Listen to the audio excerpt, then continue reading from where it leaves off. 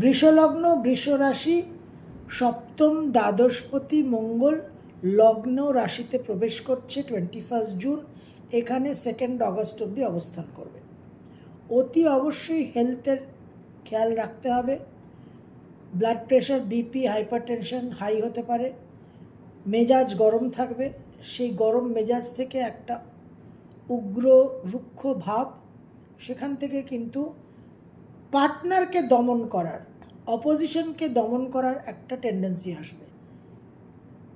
শনি একাদশে মঙ্গলকে দৃষ্টি প্রদান করবে, একটা কন্ট্রোল সিস্টেম থাকবে, কিছুটা ফ্রাস্ট্রেটেড হবেন, পুরো মাত্রায় নিজের যে ডমিনেটিং অ্যাটিটিউড হয়ে যাবে, সেই ডমিনেটিং অ্যাটিটিউডটাকে পুরো মাত্রায় কিন্তু আপনারা অ্যাপ্লাই করতে পারবেন না, প্রয়োগ করতে পারবেন না, সেখান থেকে একটা ফ্রাস্ট্রেশন আসবে।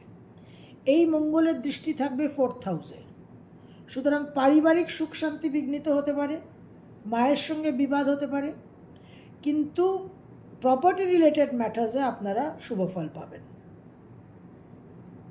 এডুকেশনের ক্ষেত্রেও কিন্তু আপনারা শুভ ফল পাবেন, কিন্তু মানসিকতার মধ্যে একটা অশান্ত বিভ্রান্ত ভাব থাকবে। সপ্তমপতির সপ্তমে দৃষ্টি থাকছে, বিবাহযোগ প্রবল, ব্যবসা ক্ষেত্রে শুভ ফল পাবেন এবং ভ্রমণের যোগও প্রবল দেখা যাচ্ছে।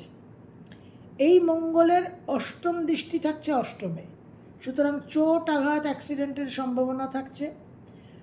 উত্তরাধিকার সূত্রে কিছু প্রপার্টি জমি জমা পাওয়ার একটা প্রাপ্তির একটা সম্ভাবনা।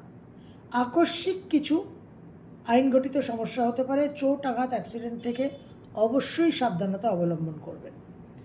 লগ্নে দ্বাদশপতি, একটা হসপিটালাইজেশন, একটা সার্জারির চান্স থাকে। কোনো কাজ দ্রুতভাবে করবেন না, চলাফেরা সাবধানে করবেন যাতে কোনোভাবে শারীরিক আঘাত না হয়, এই দিকটা কিন্তু খেয়াল রাখতে হবে। এই সময় আপনাদের লগ্ন রাশির অধিপতি গ্রহ শুক্রর কিন্তু ভালো পজিশন থাকবে না ডিউরিং দিস ট্রানজিট, সুতরাং শরীর স্বাস্থ্য নিয়ে কিন্তু বিশেষভাবে আপনাদের সাবধান হতে হবে।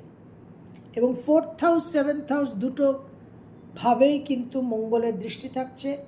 দাম্পত্য জীবন, পারিবারিক সুখ শান্তির জায়গায় কিন্তু অহেতুক বিবাদ হতে পারে এবং যে কোনো রকম লিটিগেশন, যে কোনো রকম আইনঘটিত পদক্ষেপ নেওয়ার আগে কিন্তু অবশ্যই 10 বার চিন্তা করবেন এবং বিজ্ঞ প্রাজ্ঞ ব্যক্তির একটা পরামর্শ নেবেন।